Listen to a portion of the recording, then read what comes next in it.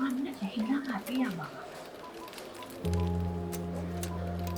那啥土库就搞的伢有。比那一些坏掉了嘛，是看了嘛？ အိမ်လာကပေးဖို့ပတ်စံမကြံတော့တဲ့လတွေကိုတင်ကြုံဘူးပါသလားတင်းရဲ့အခက်အခဲတွေကိုဖြေရှင်းလိုက်ဖို့တင်းစီမှာငွေကြေးအဆင့်အသင့်မရှိနေဘူးဆိုရင်လုပ်ငန်းခွင်မှာလည်းပျော်ပျော်ရွှင်ရွှင်အလုပ်လုပ်နိုင်မှာမဟုတ်ပါဘူးငွေကြိုထုတ်ကဝန်ထမ်းတွေရဲ့လစာမထုတ်ခင်မှာကြုံတွေ့ရတဲ့အရေးပေါ်ငွေကြေးအခက်အခဲတွေကိုဖြေရှင်းဖို့အဆင့်အသင့်ရှိနေပါပြီတင်းဝန်ထမ်းတွေအတွက်ဒီနေ့ပဲကြိုထုတ်နဲ့ချိတ်ဆက်လိုက်